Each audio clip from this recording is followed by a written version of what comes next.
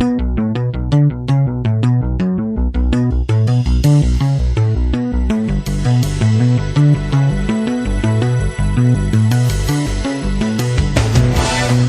to the Prophecy Club. Today we're going to be talking about Daniel, chapter 1. Now, I realize that a lot of people aren't that interested in Bible prophecy. They would much rather hear about the news and current events and things like that.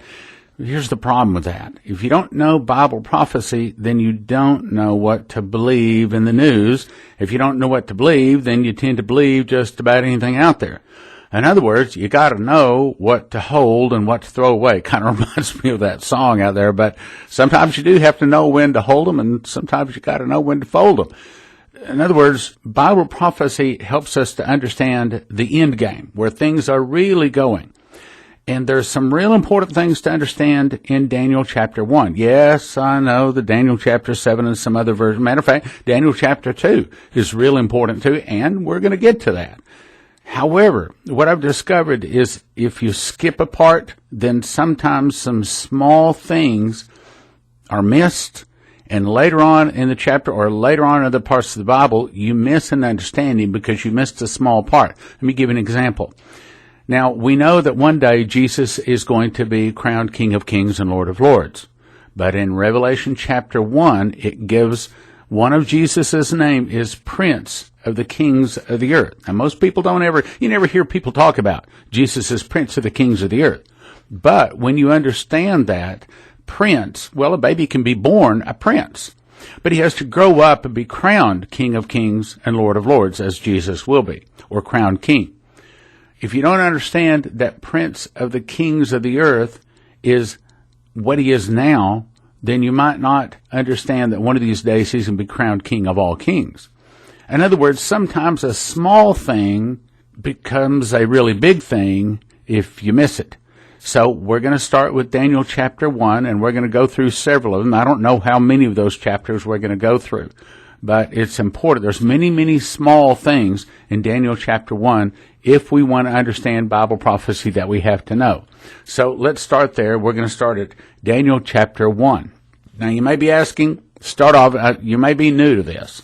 So you may be, and anytime you're going to be teaching Bible prophecy, everybody's going to be saying, who are you and why should I listen to you? So here are my credentials.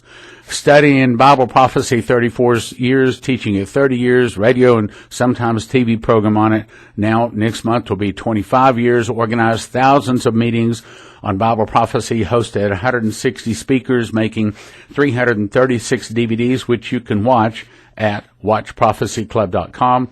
I recorded 36, which some were VHS, some were DVD recordings. I memorized the book of Revelation, and in the process of memorizing it, God showed me 27, I counted them up the other day, 27 revelations and 2 visions. And I'm now in the process of memorizing Daniel, the entire book. And I'm about on Daniel chapter 5, but I've still got to go back and really do a lot more research and studying and memorizing to get them down to the level that they need to be for Daniel. However, I want to make a point, and that is so far in Daniel, I've not been giving any revelations, and I think I understand why, but we'll cover that another day. I think that there's a really, really big revelation coming for Daniel, but that's down the road. All right, so right now, and I know you may also be asking, well, if you memorize Revelation, why aren't you covering Revelation verse by verse instead of Daniel Revelation and Daniel verse by verse? And the answer is because I'm putting those revelations in the book, The Secret Door of Prophecy. And God's kind of laid on my heart that there's certain things that I need to put in the book and not release yet. Not because he didn't want them released. He wants people to all know that. But sometimes we got to read it rather than just hear it or see it in a DVD to get it. And the things in the book are so deep and so complicated and so important, sometimes it's more important to write them, and that's why I'm saving those for the book. All right, now, Daniel chapter 1. Before we start, let me make a point, because you may be saying, so why do we need to know about Daniel? I'll tell you real quick why you need to know about Daniel, because Daniel wasn't written for Daniel. It wasn't written for Daniel's time. It was written for us, for this generation, for the generation that will see Jesus return. And there's some real important lessons in Daniel. And here's my proof that it's really talking to this generation. It says, "But there is a God in heaven that revealeth secrets, and maketh known what shall be in the latter days." Another verse says, "What shall come to pass hereafter, in the latter time of their kingdom, in the latter days, for yet the vision is for many days. For the time appointed was long. Shut thou up the vision, for it shall be for many days." So Daniel is written for the last generation. I believe we're in the last generation. That means it's written for us, meaning this book was specifically written for us to read, know, and understand. Daniel chapter 1. It says, "In the 3rd year of the reign of Jehoiakim, king of Judah, came Nebuchadnezzar, king of Babylon, unto Jerusalem, and besieged it." Why is that verse important? If you read that on the surface, you don't see anything important. But I tell you what's really important. What you don't understand is, you read this from other parts in the Bible, King Jehoiakim, king of Judah, had been warned many, many times, stop sinning, repent, get your nation to turn around, but he wouldn't listen. God sent several prophets, gave him several warnings, so consequently, God. You have to understand, Daniel says that God removeth kings, and God setteth up kings. There's another place in the Old Testament where it says, "I kill, I make alive. I wound, I heal. And neither can anyone deliver out of my hand." So when there's another scripture that says, "Can evil come into a city and the hand of God not have done it?" So the trouble that's coming to America, and I'm going to have to say the trouble that comes to our family, to our finances, to our businesses, a lot of times it's not the devil. It's because we've succumbed to the devil, because we begun to sin, but it comes from God. Look at what happened here. Nebuchadnezzar, king of Babylon, came into Jerusalem, besieged it, and attacks it. And the Lord, look at those words, "and the Lord gave Jehoiakim, king of Judah, into his hand, and part of the vessels of the house of God." In other words, God allowed Nebuchadnezzar to take the things, the precious things, the holy things, out of the temple. Now, where's this happening? Well, let's look at that map a little closer. I've circled it. It happens in the land of Shinar. Today, that's the land of Iraq.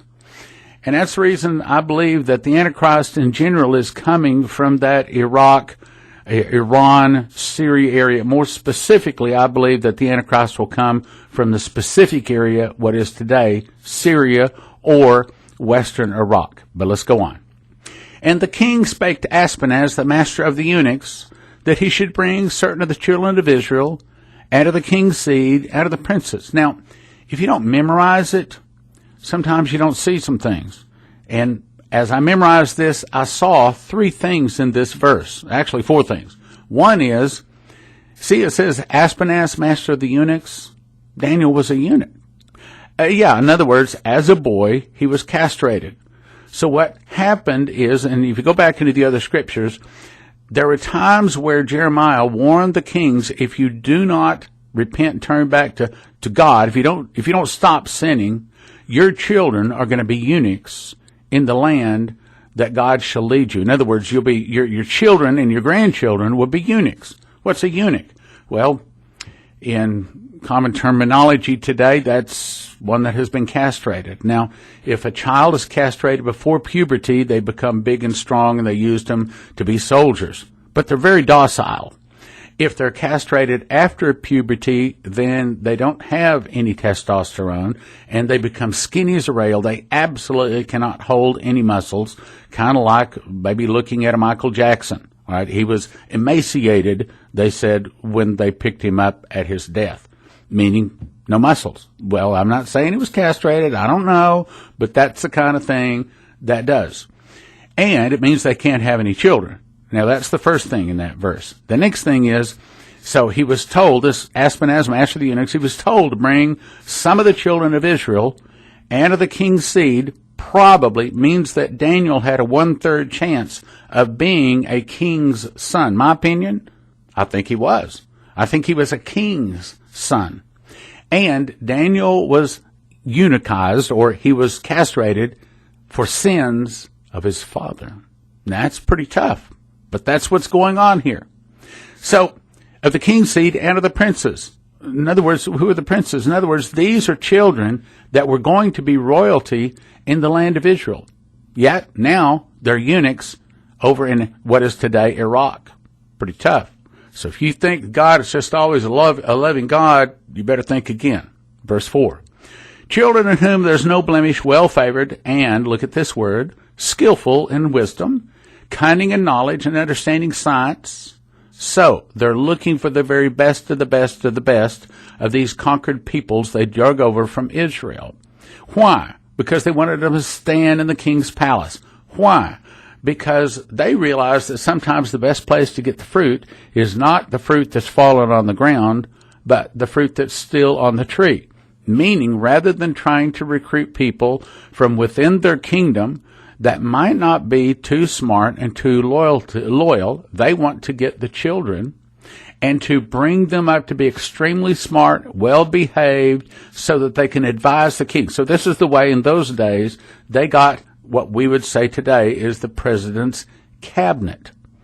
Now, today we choose people that are extremely well blessed in the area that we're looking for them, and we choose adults. But in those days, they went to the children, and they raised the children to be loyal to the king. They chose children that would be extremely smart, as we would say today, cunning in knowledge and wisdom and understanding science, and then look, such as had in them the ability to stand in the king's palace. Not everyone was smart enough to advise the king, was to stand in the king's palace. That's what it means. These were children that were of the captivity of Judah, that were brought over specifically to be raised, and it's about to tell you that they fed them really, really well, they trained them really, really well, and they treated them really well so that they could advise the king. Now, you wouldn't think children from captivity, from a nation that had been conquered, would actually be good to advise the king. But these are because they got them real young, meaning probably Daniel was under the age of 12. Probably Daniel was in the ballpark of 9, 10, 11.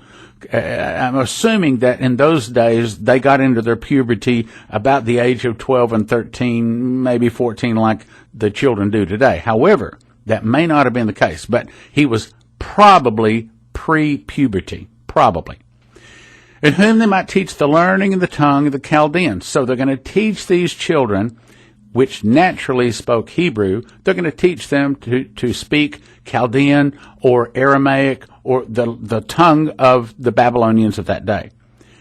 Now, he gives them the very, very best of the kingdom to eat and drink. The king appointed them a daily provision of the king's meat, which was probably pork, or at least included pork, king's meat, and of the wine which he drank. The very best of the wine, because the king is thinking, hey, I eat the very best, so it's going to be the very best, so that's what we're going to give them. Well, the problem is, we know eating pork today is not good. We know that drinking wine or alcohol at any age is not good for your health, even as a child. But the king looks and says, hey, that's what I eat, so we're going to give them the very best of the best to eat and drink. Problem is, it's really not a very healthy diet. But in this case, this is not about health. This is about following God's laws. However, God's laws, these particular laws, are health laws.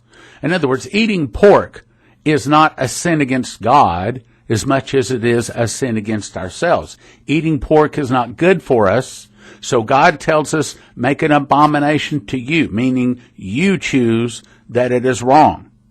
Drinking alcohol is not a good idea. Yes, the Bible tells them in several, the priests in certain cases were commanded to drink wine. But we know if you go to the very, very healthiest diet, pork and alcohol are not going to be on it. They're going to tell you to avoid it. But what they're trying to do is to raise children extremely smart to be able to advise the king. Actually, a pretty good idea. Now let's go on. So the king appointed them a daily provision of the king's meat and the wine which he drank, nourishing them 3 years, that at the end thereof they might stand before the king. So they're going to teach them, they're going to nourish them 3 years, they're going to pick the best of them to advise the king. And now among these were the children of Judah, Daniel, Hananiah, Mishael, and Azariah, unto whom the prince of the eunuch gave names. So he changed the name. We see this, a lot of people, even in America, people come from other countries and they'll say, well, my name is, you're this long name, you can't even pronounce it. And so they'll say, just call me Bob. As a matter of fact, one of our congregation members had a child, and I still can't say the name of this child. It's a Nigerian name, and it's about that long. And so the congregation named him. They said, but you can call him Bob. So everybody in the congregation calls him Bob. And so we have this child now that's about 2.5, 3 years old, and all the congregation members call him Bob rather than his Okunkalaktarabashu. Who knows how you pronounce it? Nobody can say it.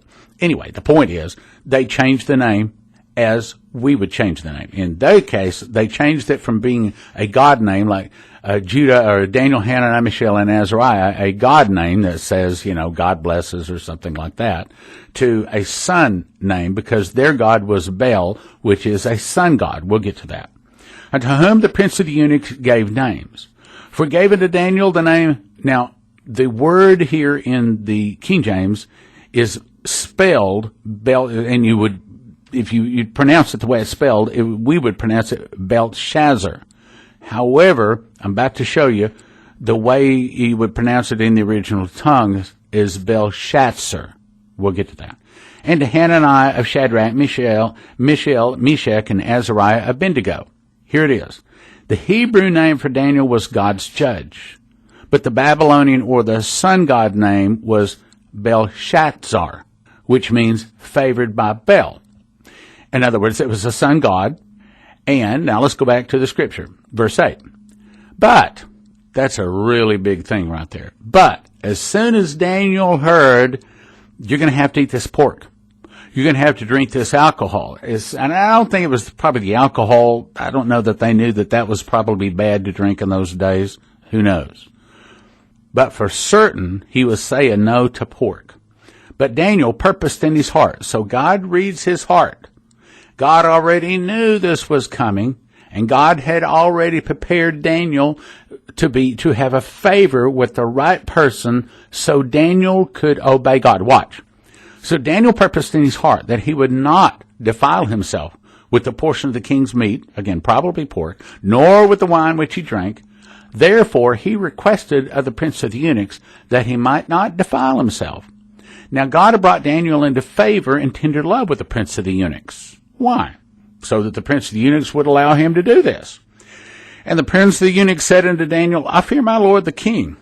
In other words, in those days, King Nebuchadnezzar, he had the power, whomsoever he would, he kept alive. Whomsoever he would, he slew. Whomsoever he would, he set up. And whomsoever he would, he put down. The king in those days had the power of life and death, no questions asked.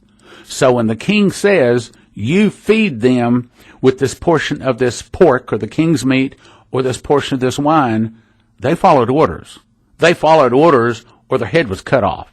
There's none of this, well, I didn't like it stuff. They followed orders. God had brought Daniel into favor and tender love with the prince of the eunuchs, meaning the prince of the eunuchs would consider doing this thing. So the prince of the eunuchs said unto Daniel, I fear my lord the king who had appointed your meat and your drink. For why should he see your faces worse lacking than children of your sort? In other words, why should he see you not as healthy as the other kids? Then you make me endanger my head to the king. King will cut my head off if he sees me not following his laws. Then said Daniel to Melzar. Now Melzar was the prince of the eunuchs that had been set over Daniel, Hananiah, Mishael, and Azariah. And he says, prove thy servants, I beseech thee, or we would say today, I beg you, 10 days. Let them give us pulse, which is kind of a vegetable soup. Give pulse to eat and water to drink. In other words, we don't want to eat your pork. We don't want to drink your alcohol. That's essentially what we're saying. Instead, give us this vegetable soup to eat and water to drink. Then, after 10 days, let our faces or let our countenances be looked upon before thee, and the countenance of the children that eat the portion of the king's meat, and as thou seest, deal with thy servants. You be the judge, he's saying. So he consented to them in this matter, and proved them 10 days. At the end of the 10 days, their countenances, their appearance, appeared fairer and fatter in flesh than all the children, which did eat the portion of the king's meat. Meaning, after eating vegetable soup and water for 10 days, they appeared better and fatter and healthier than the people been eating the pork and drinking the alcohol. Now, today, we understand that. But it was not about alcohol and pork. It was about following God's laws. How many of you understand that it's not the university, it's not the books that we get our wisdom from, but it is from our God? That's what it says here. So Melzar took away the portion of the meat and the wine which they should drink and gave them pulse or vegetable soup. As for these 4 children, this is their reward. Look at the reward. God gave them knowledge.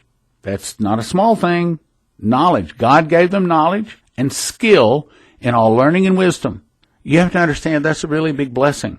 God gave them knowledge. Knowledge above books. Knowledge above the other people in the kingdom. God gave them knowledge and skill in all learning and wisdom, and Daniel had an extra blessing.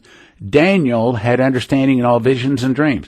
How would you like to have understanding in all visions and dreams? Not only to understand your visions and your dreams, but all the people round about you coming up to you, okay, I had a dream. I had a vision. Can you please explain to me? That's what Daniel was given in addition to the knowledge and skill in all learning and wisdom. Now, at the end of the day, as the king had said that he should bring them in, then the prince of the eunuchs brought them in before Nebuchadnezzar. In other words, one, try them out. Test and see. We fed you. We watered you for 3 years. We've trained you, taught you how to speak our language. We've given you a new name. We're trying to see if you can stand in the king's cabinet or advise the king in his cabinet. In those days, stand in the king's palace.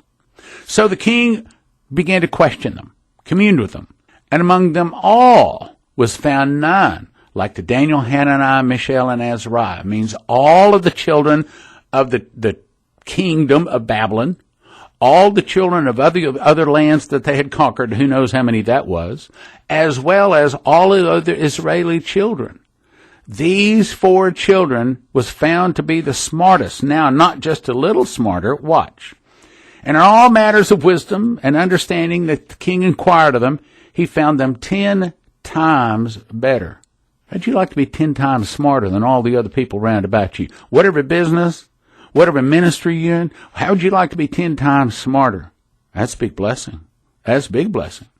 All matters of wisdom and understanding, the king inquired of them. He found them 10 times better than all, now look at this, the magicians, astrologers that were in his realm.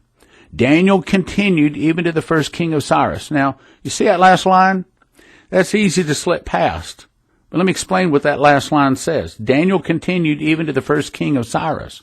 That means this king of Nebuchadnezzar, which would be replaced by his son, which would be replaced by Darius, which would be replaced by Cyrus. This is saying, Daniel, you're going to live a long time. You're going to outlive 4 kings. Why? Because Daniel purposed in his heart to follow the teachings of God. He might not have understood drinking alcohol is not good. He probably didn't understand that eating pork is not healthy. Today we understand that. He didn't understand that. What he knew was God said, don't eat it, don't drink it. Matter of fact, he might not have said the alcohol's even bad.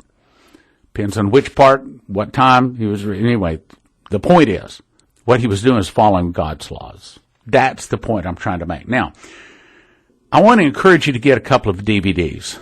I've made a DVD, and I made this several years ago, Revelation verse by verse. I cover every book in Revelation. It's 8 hours, 4 discs, 612 slides, 212 pictures, 10 charts. Go through every verse in Revelation. You want to understand Revelation? It starts here. And these are the topics that I cover. The message is 7 churches, the 4 horsemen, is Revelation layered or sequential. I can't tell you how many people make a big mistake thinking that the seals, the trumpets, and the vials play 1 through 21. They do not. Again, I explain that. However, I have one Revelation update on that. And also explain what is fallen. The day of the Lord. Is that a year, a month, or one evening or morning? Who is the woman that rides the beast, and a whole lot of other stuff. Again, normally 8 hours, 4 DVDs. Valued at $120, we used to ask a gift of $75, but I'm going to beat that today. Now, what I've been teaching from are the very slides that I used to make this DVD, Daniel verse by verse. And this is the updated version, the 2.0. In other words, I've updated both of these. This one is 8 hours, 4 discs, 441 slides, 350 pictures, 53 maps, 18 charts. Go through every verse in Daniel, explaining Daniel to you.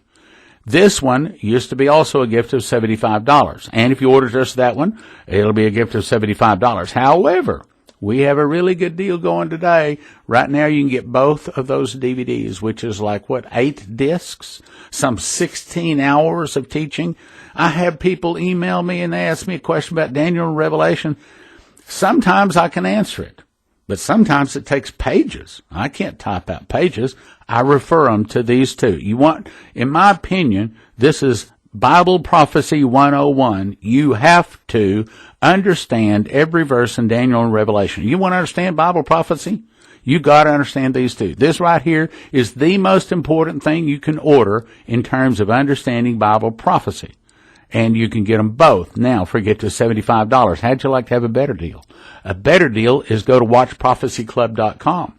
Watchprophecyclub.com will allow you to watch Prophecy Club titles. Right now, we got 160 up there. We're adding more every day. Eventually, it's going to be over 300 titles. You can watch all of this for a gift of $20 a month. It means you can watch all of those for $20 a month. It's a recurring gift each month. And I'm going to say this, even if you have over 100 of our DVDs, you don't have it all. I can say there's nobody has it all. You get up there and you're going to find some information that you've never seen. You didn't even know we offered, and we're adding more every day. $20 a month recurring monthly subscription, or better yet, get a 1-year subscription for a gift of $200. That way, when we go up, and we'll be going up, when we go up, your price at $200 a year is locked in. There's no contract. You can cancel any time you want. You get the first 3 days free, so you can go try it out for free 3 days. You don't like it, you can cancel. It didn't even cost you anything. There's no downside. There's no reason not to go check out watchprophecyclub.com. However, as I said, the best deal is a yearly subscription. Watchprophecyclub.com. Now, you're going to be asking, well, what about watchmanstrumpet.com? Yes, the company is still working on that. That's going to take months to put together. We're still building it, still plan to do it. It is a video email program. As far as I know, we're the only one that are giving people the opportunity to go on, sign up, buy credits, and then email a gift viewing to your friends. Now, a lot of people want people to watch these Prophecy Club DVDs, but how do you get them to watch it? Well, handing them a DVD is pretty expensive. It's a whole lot easier to just email and say, hey, please watch this DVD. I paid for you to watch it. Now, if you just say, well, hey, it's free, click here. Yeah. Easy come, easy go. It's like my Taekwondo instructor said when I was 20 years old, back when I was taking Taekwondo. He said, me Korea, me Taekwondo. He said, I not pay. I walk in movie free. I throw spit wad. I come America. No. You must pay. He said, I go in movie. Shh, sit down. I watch movie. In other words, sometimes, because it actually costs you, people will watch. Oh, you paid for this, you see? Oh, well, I guess it's important enough. You think it's important enough to pay for it, me to watch it? Okay, I'll watch it. We promised to send a company that is making this Watchman's Trumpet at least $5,000 a month. Problem is, we haven't had that to send this month. So if you can help us out, that'd be a great deal.